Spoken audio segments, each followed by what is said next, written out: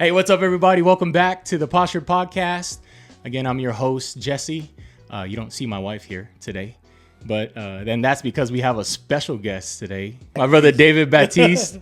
Now we wanted to bring David onto the podcast because, well, first we both attend the same church, part of the same congregation, my friend's house, Christian Fellowship. Shout out!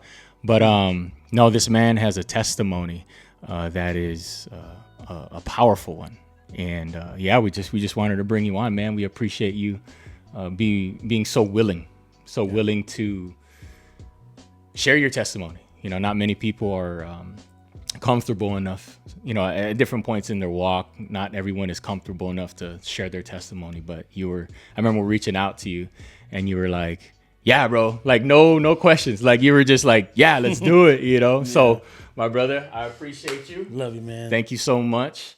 I remember hearing about your testimony, and I didn't even meet you yet.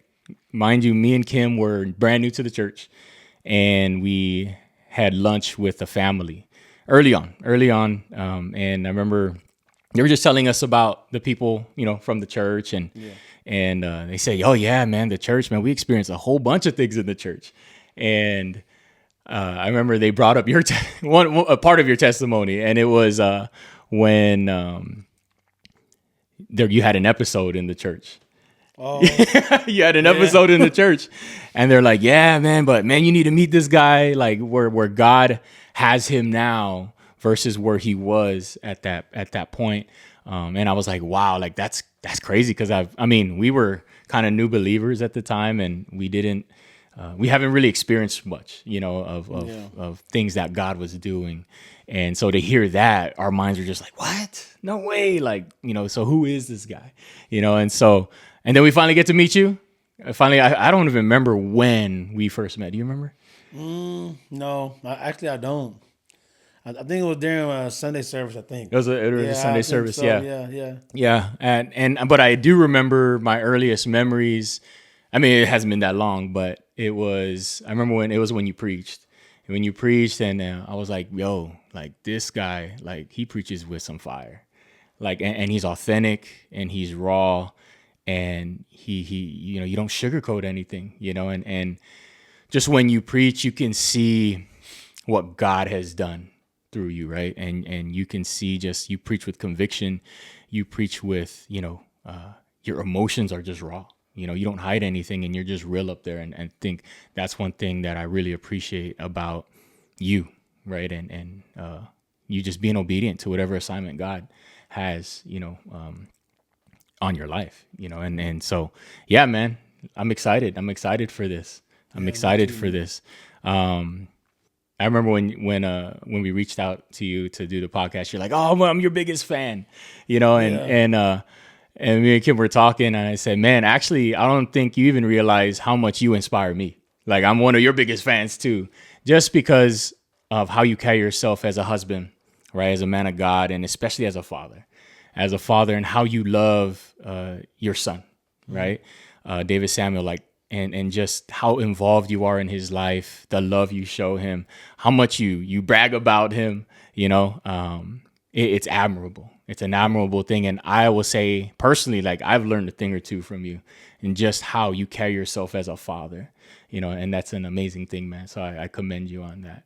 Oh, man, I appreciate it, man. I vice versa, man. I look up to you too, man. And when I saw you, you and your family, the way you are with your wife and your family, and honestly, man, the commitment you have to the kingdom is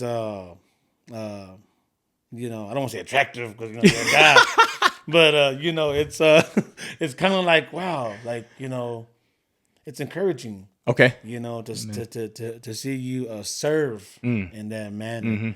You know, and you play the background a lot. You know what I'm saying? Yeah. That's why, you know, when you start doing the podcast and stuff, man, I know you guys are real at it, and you're not looking for, like, you know, look at us. Yeah. Like, you're like looking for God, looking to give God all the glory. Amen. That's pretty cool, man. Amen. And what makes me excited is, you know, knowing your story, and honestly, probably going to get to know more of it today. Like,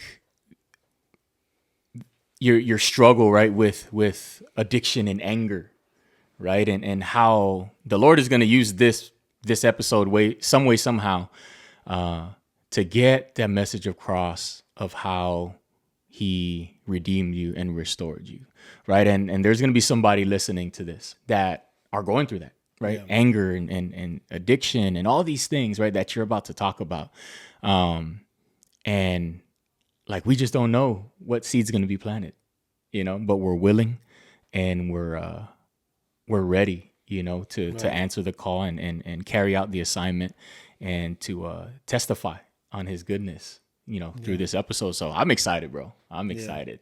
I'm excited to hear. Okay, so for the people that don't know you, so let's tell me a little bit about where you're from, your upbringing, and just the environment that you grew up in. Well, I'm from. I was originally born in California, Okay. and then me and my grandmother and my grandfather, we moved back to Oklahoma, Okay. southeast Oklahoma, Okay. McCurtain County, Okay. and my grandmother raised me. I come from a native background, from the Choctaw Nation. My grandma was deep into her culture, but she knew Jesus. She knew Christ. I know coming from a native culture, they don't always welcome that. But my grandmother was a Christian. Okay. But she had Choctaw roots. Deep inside her, man. She spoke the language fluently.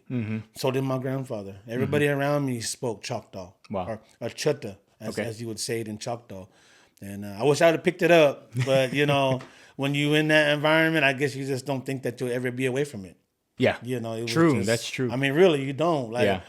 I never thought I'd be here. I thought I'd be around Indians. You know what I'm saying? That was my life, around Chuttas. I mean, everywhere I went was Choctaw this, Choctaw that. I mean, it's just that was my culture. My grandma beaded. She did beadwork. She did all that, man. She was, very proud Choctaw woman, I guess you can say. But that's where I'm from. A little small town called McCurtain County, a little county called McCurtain County. Okay. And that's a little bit about about how I grew up. Yeah. With my grandmother. Okay. In that part of Oklahoma. So the environment that you grew up in, I mean, so growing up, so you were raised by your grandmother. Yeah. And what was the environment outside of the home? Because you probably spent a lot of time outside of the home. So what was the environment outside of the home? The people that you're surrounded by, what did that look like? Well, now that I'm on this end of everything, I guess you can say, it was around addiction. Okay. What kind of addiction? Alcohol, drugs, but as a kid, grandmother, like they're so protective, they protected you from that, Yeah. but it was around. My daddy was an alcoholic. Okay. My daddy was a heavy alcoholic. Matter of fact, that's what took his life, was cirrhosis of the liver. My uncle drank, and all my cousins partied, Okay. so I was always around it. My grandfather was an alcoholic. Okay. So me and my grandmother was always dealing with my grandpa. He was a veteran. Okay. And they say that some of that stuff bothered him. So that's what he did, was drink. Vietnam? Yeah. World War II, I think. Oh, or wow. One, I think. Okay. Something like that. Yeah. Or Korea. I can't remember. Yeah. I don't want to lie. I can't really remember, brother. But yes, he was in the war. And he loved the military. And but I remember dealing with that all the time. Yeah. Always having to go in the room because grandpa was coming home. Oh, man. And or my dad. I can remember sometimes with my dad, he tried to raise me. He tried to raise me. He did. I remember a few times him coming home, or me waking up and he's not being there. And then I would be, I was probably about David Samuel's age. Okay. The times where he tried to be a dad, but the alcohol was just too much for him. He would leave me by myself. Yeah. So I'll go stay with my grandmother, and stuff like that. So alcohol was a big part of my of around me. So I remember even my grandfather's brothers would just come to the house randomly, and my grandma would feed them, And what's funny is that my grandma had a piano, and when my Uncle Calvin would come, he would come like drunk because he would go on his binges. Binges was a thing, I guess, in the men. Really? Yeah, Okay. like my What's dad a binge? What's like, what would that look like? Like a binge is like taking off. Okay. And just whatever. Like for my dad's case, his binge was alcohol, so he would go weeks. Wow. Just drunk every Disappeared? day. Disappeared. Oh wow. Disappear and just Okay. go drink. And my grandpa would do the same. He would leave. Oh, grandpa's gone again, and we'd be gone 2-3 days. Wow. And come home until he couldn't have enough. Like he get sick. So either the cops would bring him home, or his friends would drop him off on the porch, or he would come staggering in. But he would come home after his binges was over. Yeah. And that's what I saw growing up all the time. Yeah. I mean, it was a normal thing to see. So it was normal. Yeah. It was a normal thing to was see. normal for and you. the way my grandmother handled it, well, it amazes me to this day. Yeah. She never closed her door too much on our family. They would come in. Like I said, my Uncle Calvin would come, and he would. And my family were very, musicians. Okay. And they would play. Yeah. For some reason, They would play. For some reason, they would want to play the piano when they Yeah. would come to my grandma's house drunk, and they would get on that thing and they would play. Yeah. Not mess up. I remember that. They were good. They were good. Lord have mercy, they were good. They could play, and grandma let them. Yeah. Probably because they could play. Right. And I remember that. Yeah. When I would hear that, Uncle Calvin's in there, leave him alone. Let him play, let him get it out, kind of thing. Yeah, I don't know, but that was weird. Now it's weird thinking like when we let drunk people play at our house. Like, Yeah. it was weird now I think about it, but that's what happened around I was young. It was the norm for my cousins to come in from California because they would be running from the laws, or they would get tired of drugs and they would try to change. So they would come to grandma's house for a period of time. Yeah. So I would see them come to the house, and they bring their cigarettes, and I kind of watch their lifestyle, because I didn't live that way when I was a kid, So it was like that all my life, man, as a kid. In and out. Why is cousin so and so here? Oh, because she's trying to get off heroin. Why is cousin so and so over here now? Oh, because she's trying to get off she's out of jail now. That's what was part of my family. But grandma always had a swinging door. Yeah, she had a swinging door, and so with your grandmother, your grandmother raising you, and you said she pretty much protected you from a lot of those things. I mean, you saw it come in the house, I saw it right? come in the house. But as far as you said as a child growing up, when would you say was your first memory that you can remember of when the addiction started to come into play? Like what For me? for you? Oh no, I can't really say that. I can say that I noticed the addiction, but Okay. the drug scene came into my life. Right, exactly, yeah. When from my life, Yeah. was when my grandmother died. You know how they say back in the day, the rock of the family. Yes. And that was my grandmother. Man, I know I was gonna cry so soon, man. It's all good, brother. But when I think about it, Bro. that was grandma.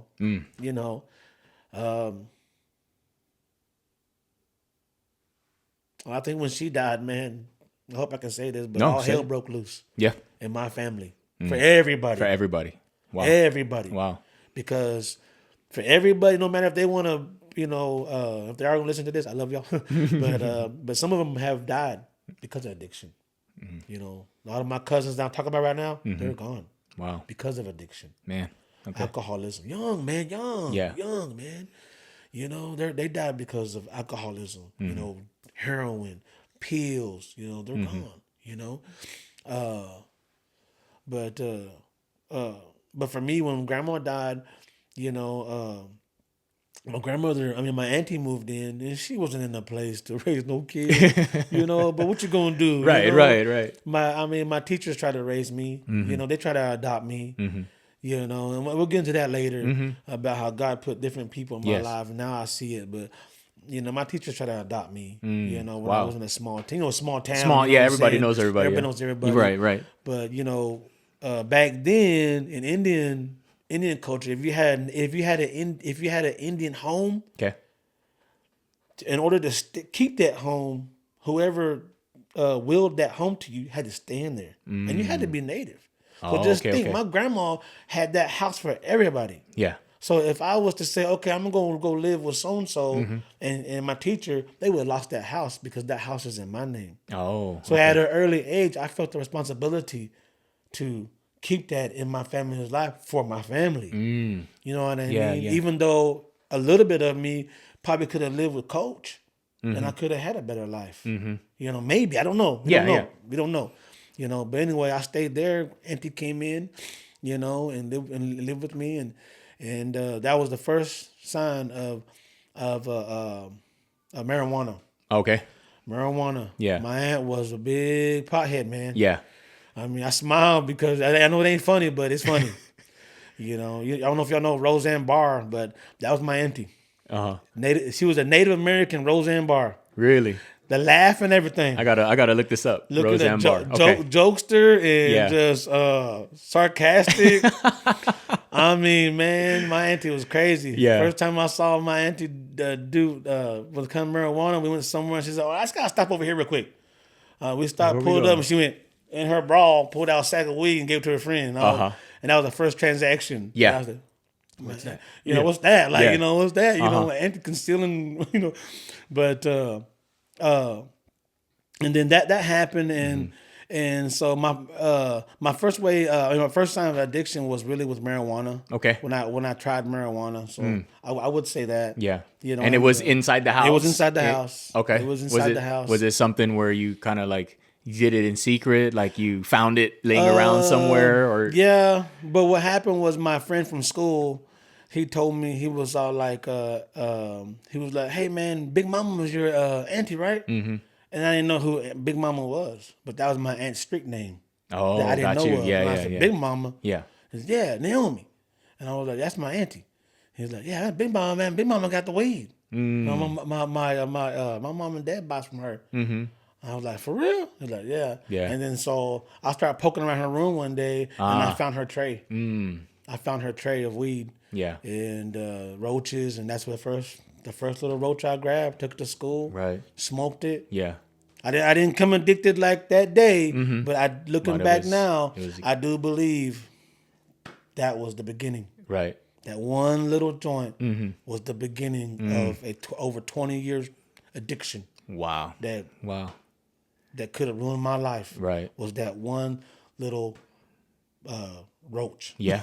Yeah. Believe it or not. No, that's true. Believe it man. or not, brother. Isn't it crazy how just like the curiosity of a child, right? Yep. I'm sure you didn't have any bad intentions of. No. You just wanted to know what this was, right? Like, what is this thing? What is Big Mama? What is Big Mama? Well, selling out here? what got me, brother, was that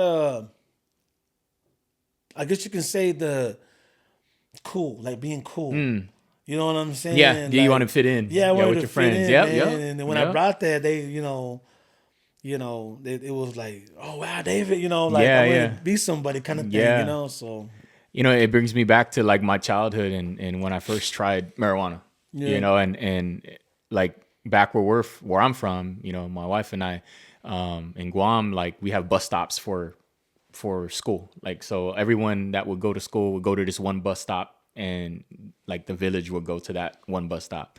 And I remember my best friend Matthew and I, when we were younger, we were like maybe sixth grade, and it would be sixth, seventh, and eighth graders. And the eighth graders, they would always smoke. They would always smoke at the bus stop.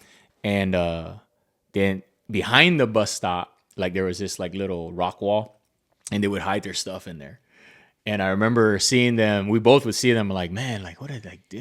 What does that feel like? Because we would always see them laughing and and all these things. And so out of curiosity, right? It was like a weekend or something like that where there was no school, and we went to the bus stop and we opened, pulled the rocks out and then pulled their stash out. Yeah. And it was in secret. Like, I don't think my parents even know this. Mom and Dad, I'm so sorry. But but like I remember bringing it to my house and trying it, and what I wanted to point out here is that although I didn't grow up in like a Christian home, but I did have my parents in the home, right? And I know I experimented with these things in my home, but I always had a guide, right? I always had people that led me right, in the right direction, right? And how in your case, your grandmother passed away. So that was your almost your guiding light, like through life, and losing her, not having your father in the home, and how that curiosity, right, with these things that are not good for us, how you try it. I mean, with no bad intention, but then because there was no order in the home, right? How that just, it started there. The addiction started there, and how important it is to have a first and foremost, like a father in the home, right? To lead his home, to lead his children. But second, if a father is not present in the home, whether it's the mother or the grandmother, man, how important that is. Because when there's none of that, right? Look at the path that you can go down. Yeah. So wow, man. If So you don't have that in your house, I mean, that's pretty crazy. yeah. But I'll be honest with you, man. I can't just, point the finger at my auntie. And rest in Right. peace. She passed away a couple years ago. 3 years ago or so. But Yeah. she tried. Yeah. She tried. Like I said, man, she wasn't ready. Yeah. Grandma died of cancer. My auntie didn't have no kids. What's sad, I guess you can say, is that there was nobody in my family at that time that could take responsibility. Yeah. Yeah. And that, now I look at that now, I'm like, wow, nobody in my family could not pick up the ball and raise this young man. Yeah. Really. Yeah. And I'm not mad, just like it was sad for my family. Yeah. I was like, man, but in native culture, probably in your culture Yeah. too. Oh yeah. Absolutely. We pick up, no matter. You Yeah. go to auntie. You Yeah. don't go to the state. Family gonna take care of family, no matter what. Right. And that's the way it is. Indian culture, Mexican culture, any kind of culture, probably. You know what I'm saying? And so, but I was just thinking about that. Like, God, man, but nobody responsible enough to take care of me. Yeah. My grandma had it all set out for y'all. She had a house for y'all. She left me a car. She left me land. Yeah. All y'all had to do is keep a job. Yeah. You know what I'm saying?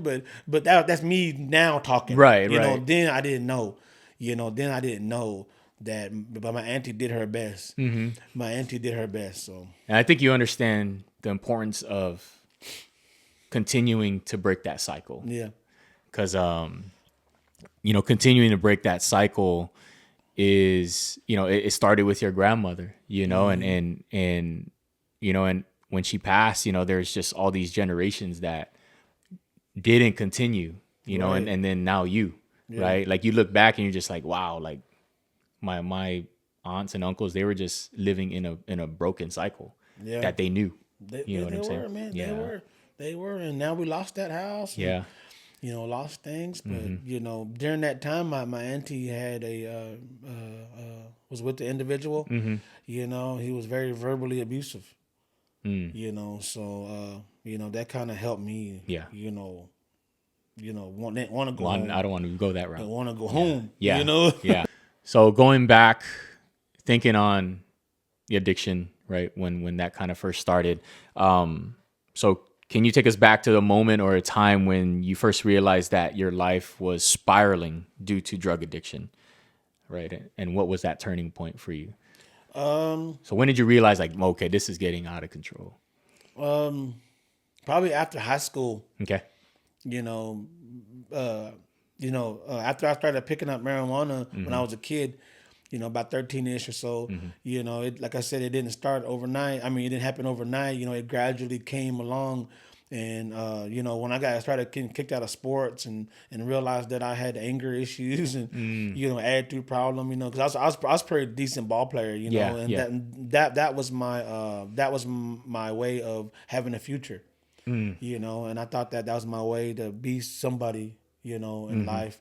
That or the military. Okay. That was my way out. But when all those failed, I realized that drugs was going to give me a fulfillment, I guess you can say, a purpose. A purpose. Okay. And the very first time I can realize that I drugs were really just taking me down. Like I said, after high school, when I couldn't get a job, I looked around my situation and it was nothing but drugs. And the very first time I can remember when somebody when somebody would mention my name or when somebody would say say something about me, it always had David and drugs, David and drugs, Your name was David and associated marijuana, with it. David and this, David and that, and instead of making me sad, it made me smile. Because I thought I was a part of something. You know what I'm saying? And that gave me like I guess fulfillment. I guess Like a purpose. Yeah. But marijuana was a big part first. Yeah. Drug for me. And like how I am now with Christ, I'm all in. Yeah. I was all in the drugs, and I told myself this, and I told my friends this too. And matter of fact, me and my brother Puppet, we was talking about that the other day because he's dealing with addiction. Okay. I'm mentioning to him, and he told me, he said, "Man, I remember that one time when you said that if you're gonna be a pothead, you're gonna be the best at it." The best at it. And I said, "Dang!" I said, "You remember that?" He said, "I remember that." And he said, "Thanks a lot. Now I'm the best at drinking." He said, "I was just trying to follow you," and so I was like, "Oh man, I'm sorry, man." But he was right. I wanted to be the best at it. And this drugs and drugs. And what's funny is that no matter where you come from, no matter small town, big, there's drugs. Yeah, everywhere. Like drugs is everywhere, and if you want it, you can get it. Yeah. And if you want to do it, you're gonna do it. So that's probably where things start spiraling down for me because I couldn't. Now I see it. Yeah. But I could not keep a job because I just couldn't stay sober. And I just wanted to get high. When I woke up, I woke up high. When I went to the restroom, I smoked before I went back to bed. I mean, I remember I had this thing that I would do was this. I would fill my pockets. Okay. And why is that? Because I had drugs in there. Oh, okay. And when I felt it, it gave me a sense of comfort. Wow. That I know I still had some. Man. And so relying on it. I relied on it heavily. Right. And that's just what really just showed me that I was really going down to a bad place. Yeah. But at that time, you didn't know. Yeah. At that time, you don't know. You weren't aware of it. No. What about the anger? Where would you say that's rooted in? Because that's one of the things that part of your testimony is just that anger. Where did that start? Like where did that? The anger, I didn't realize that I had that much of an anger until when I was on this side of things. Okay. But I was just mad at a lot of things. A lot of things. I remember back in the day though, when I was on drugs, probably my 20-ish, maybe. Okay. I was mad at God, for my grandmother, like how come you couldn't save her kind of thing, like my grandma worshiped you, she talked to you every day, I grew up knowing Jesus because of my grandmother, you know what I'm saying? So when everything spiraled down, I was like, man, thanks a lot. My mother died when I was 10 years, when I was just 10 hours old. So all these things that I started thinking about, questioning, it just really got mad. Right. And then I was just mad at a lot of things, and I just couldn't control it. Yeah. And somebody made me mad, I let you know that I was mad. Yeah. And I just wanted to just cause terror, I guess, sometimes, because if I was mad, if I was hurt, I wanted you to be hurt too, kind of thing. No, yeah. You know what I mean? Like that saying, right? Hurt people. Yeah, right, I just wanted to, and then sometimes I would be jealous. I would be jealous of people, like, oh, you got a mom and dad and I don't, so I would give you attitude. I was kind of like, talk to me, man. We don't have the same lifestyle. You had no business over here talking to me, kind of thing. I had a bad attitude, man. Yeah. So yeah, it was bad, man. What moment defined, or not defined, but what that you can remember of when God was like calling you back to Him? Like, I need to get back with Him. Oh, so let's talk about that. Well, so you grow up, in this life of, man, there's just a card you were dealt. Yeah. Where no one would want to go through any of that, right? But God chose you for some reason, right. and He knew why. And with you saying, like, how you said how you are with Christ now, like you were like that when you first started smoking weed, right? And if I'm gonna go hard, I'm gonna go hard, right? And I've heard this thing before said that, you know, like God blesses you with these gifts, right? And you have a gift of just loyalty, right? Loyalty and persistence. Like you're gonna go hard for something, and and a lot of the times we use those gifts before we know Christ, like before we start serving in His kingdom, right? Yeah. But man, when we can start using it for His kingdom, right? When we use it for the purpose we were made for, right? To build His kingdom, right? To make disciples. How like powerful that gift is. I mean, it's powerful outside of knowing God, but when you start to use that gift, you know, especially in how you're using that now, right, for His kingdom, like it's a beautiful thing, right? It's a beautiful thing. So bring me back to when you realize that, like, man, like, okay, like I know God because I grew up, my grandmother, you know, showing me who He is. When was your point? When was the moment that you were like, okay, like I need to get back to God because this is not working out. Like my life is out of control. I can see right now a lot of things that God used for me to always give. But the thing is that He was always with me. Amen. You know, I didn't know that. You know, I didn't know that He always with me because somebody was praying for me. You know, it probably was my wife. You know, my grandmother's. Because I still had a grandma here in San Antonio. Okay. You know, and that's another story. You know, of how I got here. You know, but I remember there were certain things that God would do and remind me, you know, that He was there. You know, I remember one time we was staying in Okmulgee, and man, we had flipped. I remember back in the day they had this thing where if you went to college, they would give you this money. Okay. So I had no intention of going to college. I had no Just give- intention. I had no intention. I'm Say, gonna be give real me with my you. money. Yeah, give me that money. You're talking about you're gonna get chalked off for trying to go to college. Yeah. You know, and you know, and I hope nobody hates on me for using the chalked off funds. But you know, I said, you know what, I'm gonna get that $5,000 and I'm gonna flip it, man. Yeah. You know, and sure enough, man, I got it. Destiny's mom got it, and we moved to Okmulgee, Okay. Oklahoma, and man, I flipped it. You know, we got drugs, and, but I remember taking Destiny to the park. And I saw this guy drive by. Okay. Kept driving by. And I'm like, what's he doing? And we kept playing basketball, whatever, playing with the kids, you know. And then he comes out and walks up to me and just says, "Hey, man, I saw you from a distance." And I said, "All right." And he said, "Hey, man, I don't mean no harm, man."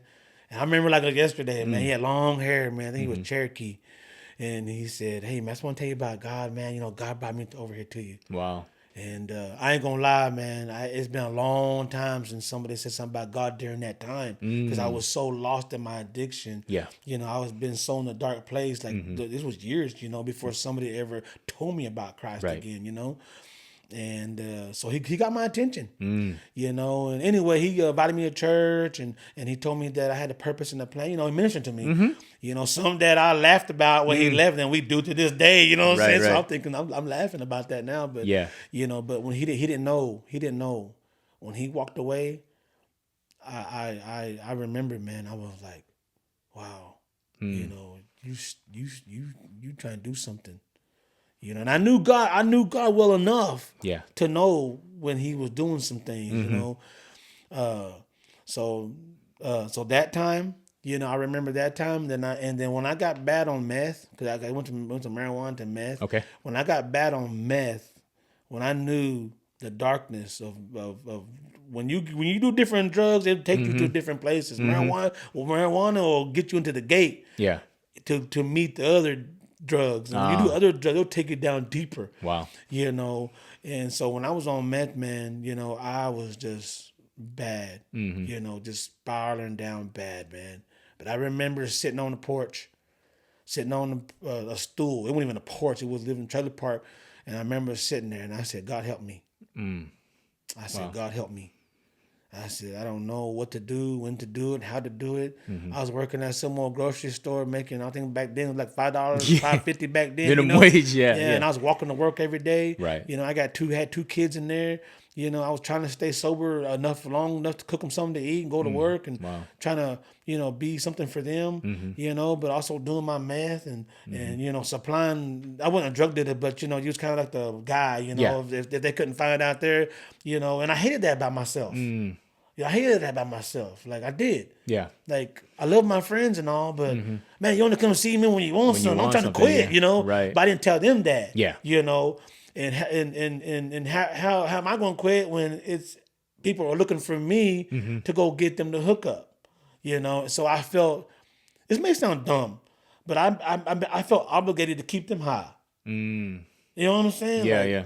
I mean, Did you feel like you were taking care of them? I think so, man. It was Yeah. weird that, like I said, I wasn't no drug dealer. Yeah. Never pretended to be one. I was just, Right. I just did my drugs, man. That's Yeah. it. But they're my friends. They're my cousins. They're, high school friends, whatever. So I just felt like I was that guy, And then, but like I said, when I was out there, man, I just prayed, Yeah. And I worked at a store called Save a Lot. Okay. And come to find out, the guy is actually a Christian. Oh, wow. And he would play K-Love inside in the church. in In the intercoms. stores. Yeah. Yeah. That's awesome. And there was this lady that worked there, and I wish I could find her. I don't know what happened to her, but I owe her a lot because she during that time, man, I was bad, man. I was bad. That was bad, man. I was walking to work, and thing was just bad. Everything, it was just dark place for me. Dark place mentally, physically. Everything's dark, man. I was just trying to stay. I was trying to stay afloat for the kids, man. But she would. I remember one time she came. I went to work, and she said, "David, do you walk to work every day?" And I said, "Yes, ma'am." And believe me, this woman don't talk to nobody. She was very strict. Her name was Sherry. Okay. And she was strict. Everybody was scared of Sherry.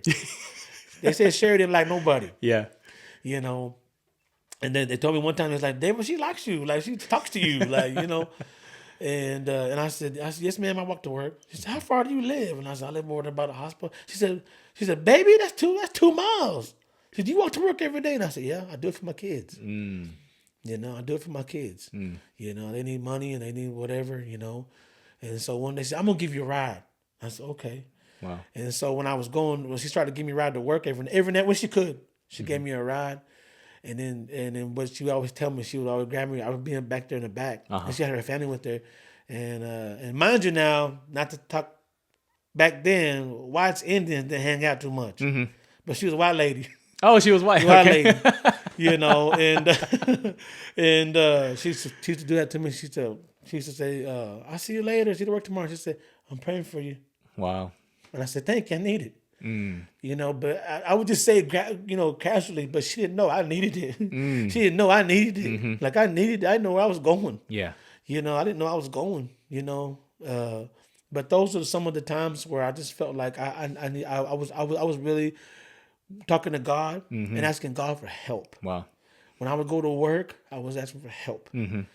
Because at that time, not to talk about, my daughter's mom, because that's, we're friends and all, but, at that time she was doing bad too. We were both doing bad, and I didn't know who was going to be watching my kids where I was at work and stuff like that. So I just had all this worries inside of me, man. And drugs was the only thing that would probably, I thought was the only thing was really keeping me sane a little bit, but it wasn't. It was killing me softly, So that was probably about the times where I really thought that I needed God, and where I just had to really, I just kept asking for help, But now I see on this end, I see that He was helping me. He's always, He was helping just me. those little memories that you have of, when someone came through to give you a ride or said that they're praying for you, or someone came to the basketball court, you didn't know.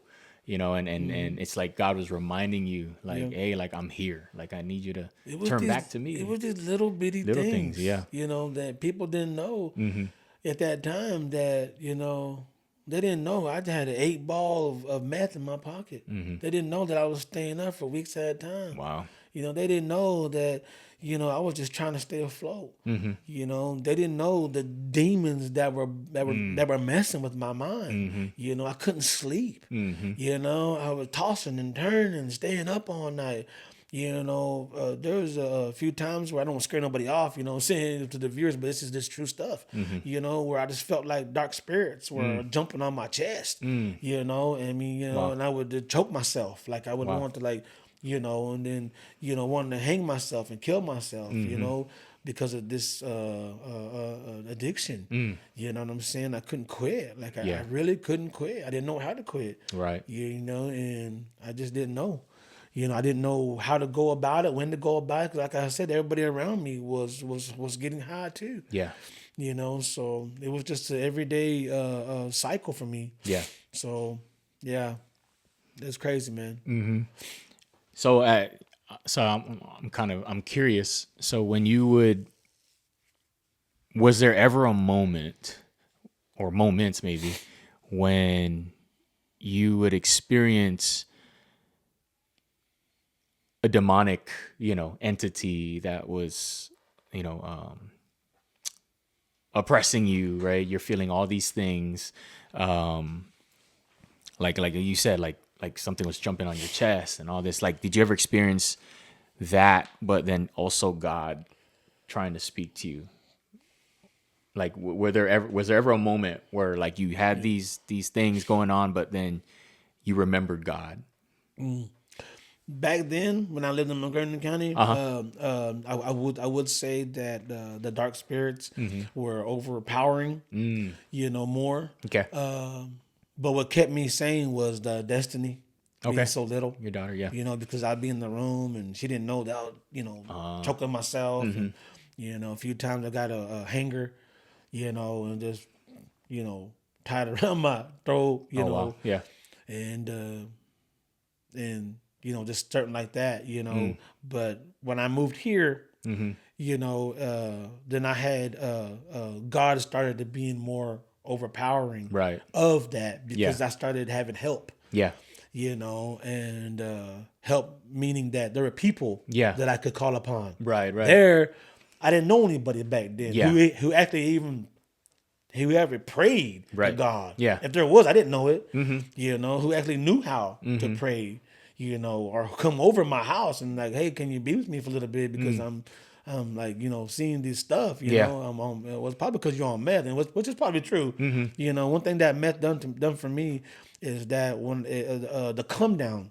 The come down off it was horrible. The bad dreams, the haven't eaten in a week. Oh wow. And the physical, of your body, and just, you start to get into this tweaking stage, is what they call it, and start to tweak and start to see things, and some people, we used to just kind of like, see my friends over there picking up sticks, and he's tweaking, but really it's that demonic stuff that was in his mind, Right. that took over his mind now, and we see it all the time. We minister downtown now, Yeah. you Right. see that, and that was me, I started taking out parts and stuff like that, but it was weird. Yeah. Dark No, places, absolutely.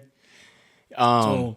So you said you moved down here, Yes. right? So obviously you didn't just move down here. So there was a moment where your uncle, he reached out to you, right? Actually, I reached out to him. You reached out to him. Yeah, What made you do that? Like It what? was the Save-A-Lot store. The Save-A-Lot store when I was working there. Okay. I had a friend. Uh-huh. Her name was Dee, and I wish I could find her too, because she was a good friend of mine. She was a real quiet girl. We was cool. She was my friend, and she was the one that told me, she was like, "Hey, you ain't from around here, are you?" I mean, no, she said, "You're not full blooded, are you?" I was like, "No, I'm half Choctaw, half Puerto Rican, half Mexican. And I'm a mutt." I told her, and she's like, "Oh, so you got other family?" And I said, "Yeah, somewhere in San Antonio, man. I got some more uncle, man. They probably forgot about me, man. And my mama died when I was 10 hours old, and I gave her the story. Yeah. And we would joke around and be like, hey, she kept bugging me about it, man. She'd be like, hey, you should reach out to her. She might be rich. Like, we would joke around, like, you think so? Like, maybe. Yeah. And then one day she said, hey, what's her names? And I said, I only know my uncle's name's Albert Belton.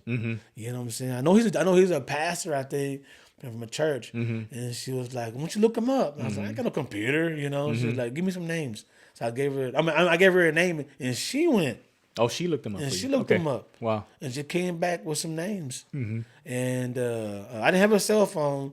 My daughter's mom, his dad, had a phone. And like I told you, I was asking God for help. Yeah. Yeah. So when I had that piece of paper in my wallet, and I kept it in my wallet for several months before I ever, had the nerve to ask somebody, can I borrow your cell phone so I can look up these numbers? Wow. And so I did. I looked up the numbers. I left some messages. I don't know who I called on the other 5 numbers, man. Who's this guy? But I called all of them. Yeah. But I got a message. I got a voicemail. This is my friend's house, Christian Fellowship. I didn't know it's just Sharon's voice. I guess that was just Sharon's voice. Back then, they used to have an office. Yeah. I left a message. And, fashion my friend's house time. They didn't reach back to me about 2 weeks later. But I could have been dead by then, bro. No, I was kidding. But It's God's timing. I know God's timing is right, right? But you understand that, Joe? Yeah. But I love my church, man. Love our church, man. Love our church, man. Amen. But anyway, man.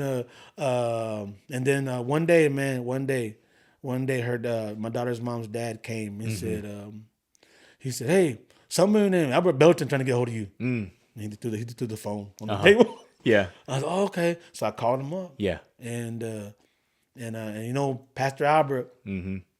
Hey, this exciting guy. Yeah, what I'm saying? Me, I'm all like, need a lifeline, man. And this guy's all full of life. But even his voice, I love our pastor, man. Yeah. His voice was like, that's help. That's help. You know what I'm saying? I knew it too, man. I was so happy to be able to talk to somebody that can give me a lifeline. I didn't tell him that, but in my mind, I remember walking back and forth up down the street talking to him. Like, yeah, man. He said, hey, how you doing? We've been looking for you. And he said, man, you're hard to find. And I've been looking for me. And he was like, yeah, I've been looking for you all these years. Oh, man. And it was like, man, we called some folks, but they never told us where you were. And I'm pretty sure they probably didn't do that because maybe thought you was somebody else. Yeah, They ain't gonna snitch on everybody back in those days. Yeah. You know what I'm saying? And but anyway, so he was saying, so I don't know, man. Pastor Albert is one of those guys you just spit your beans to, man. Yeah. And I just said, hey, I just called to tell you, man, I just want to know if my grandma's still alive. He said, she is. And I was like, oh, is she? I said, how's she doing? And I remember his phone call like yesterday, man. And he's like, she's here. She's they say bedridden. Bedridden, yeah. She can't walk. And I said, but she's still alive. And he said, yeah. And I don't know what made me say this, but I said, you tell her that her grandson's still alive. Wow. And she has another grandson, my cousin Josh, but it's only 2 of us. And she said she'll be happy to hear that. And one thing that I knew, that it was God again. And he said, she's been praying for you. Oh, man. And we've been looking for you. Yeah. And I told him, I said, hey, I got something to tell you. I said, I ain't who you think I am. He said, oh, what's that mean? He said, and I said, I'm a mess. I said, I'm a mess, man. I said, I'm gonna let you know that right now. I said, I ain't the nephew, because he wanted to come see me. Yeah, real quick. Yeah, he wanted to drop everything. Right, boy. And that's what I said. Whoa. That's what I said, bro. I said, whoa. He said, where you at? What's your address? And he was all, I'm gonna go there. Let me talk to Cindy. And he was trying to make all this arrangement. I got to preach this Sunday. Like he was telling me his whole life what he had to do to drop that. And that's our pastor. Like he was fixing to drop everything, his whole life, real quick, to go somewhere he's never been. And I said, whoa. I said, hold on. Let me tell you something about me first. And I said, man, I ain't who you think I am. I said, I'm on drugs. I said, I ain't got no house. I said, you coming to a place where, I ain't nothing. I remember telling him I ain't nothing. I'm nothing. He said, I don't care. I love you. And then he said, let me call you back. And so that wasn't my phone. So So when he took the phone away, I didn't hear from him for a couple of weeks. Oh wow! Because that was my phone. I have a phone. Yeah. Back in those days, I didn't want a phone. I didn't want a pager. I didn't want none of that because cops couldn't track that. Right. You know what I'm saying? So I was always on that level of things. So anyway, I forgot about it. I said I'm good as long as my grandma's alive. Yeah. I'm cool. And but he came back and said, hey, your uncle wants you to call him. So I talked to him. He said, hey, what do you think about coming down here? And I said, I never thought about it. And I said, are you okay with that? And he said, yeah. He said, well, I got my girlfriend and I got a daughter and she got a kid, and he said, well, you can bring them, whatever. And I said, okay. Wow. And then so I started telling him about myself. And Well, hold on. Let me stop you right there.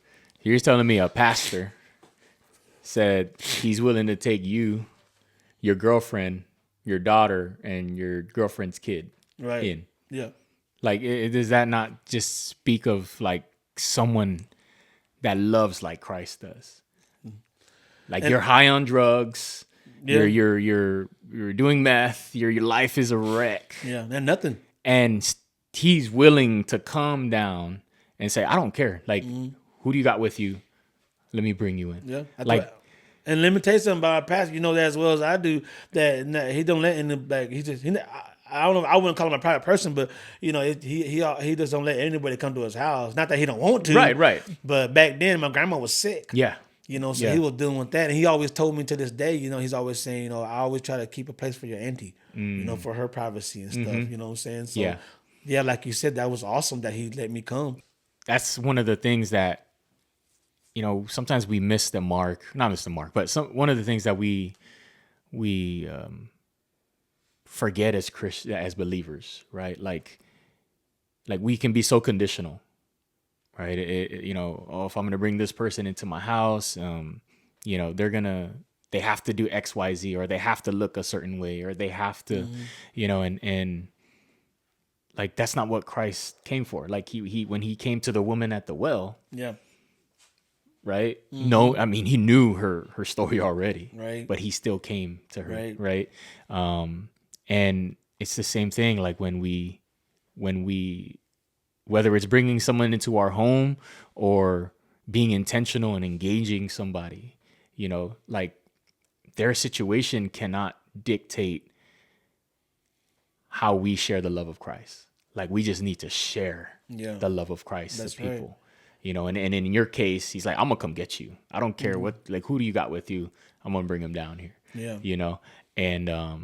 And so, and that's one thing I admire about PA, right? Is just, when I think of Christ in the human form, I think of him. Like, I think of his heart, because he has such a big heart. Like, and I'm learning from that, because I'm like, okay, like, he's willing to not say oversee the rules, but he's willing to save the relationship over rules. Yeah. Right. Yeah. So yeah. Good point, man. Yeah. And because I think as believers, we can be so rule driven. We can get to a point of self-righteousness where we're just like, well, that's not me.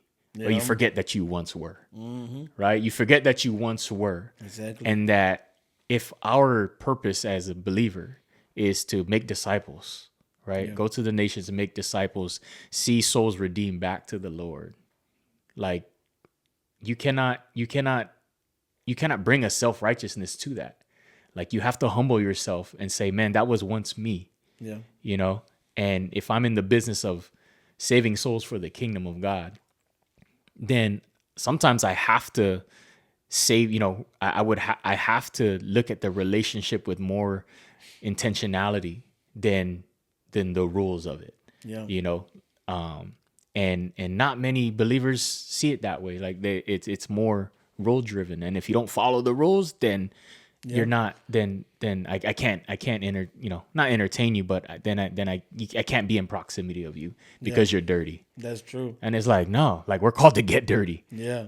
Like you said, while we're not of the world, we're in the world. And if we're in the world, we're going to be with the broken. Mm-hmm. We have to go to the broken. We have to go to the outcast. We have to go to the widow, the sick, everyone that Christ calls us to, because if we're not, and we receive this gift of salvation and we just want to take a back seat and it's only conditional, if I'm going to minister to you, like, it's only in these circumstances, like, then what are we really doing? That's true. Is that really showing the love of Christ to people?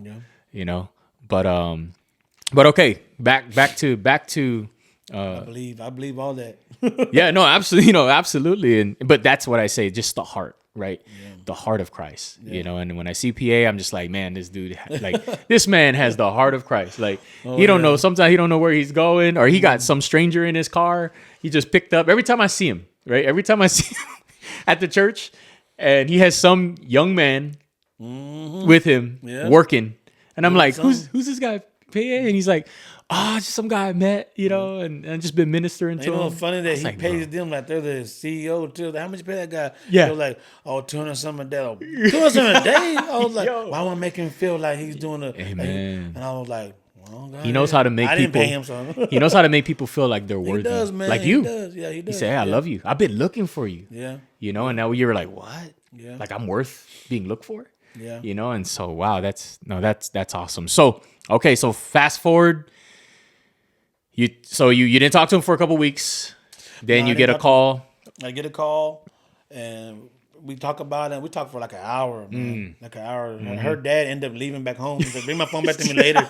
Here's the charger. Yeah, I was walking up the street with them and talking to him. But anyway, he was like, you could come here, or I come get you, or whatever. And I said, okay. But it wasn't that easy, because that's when I can tell you right now that there was this choice I had to make.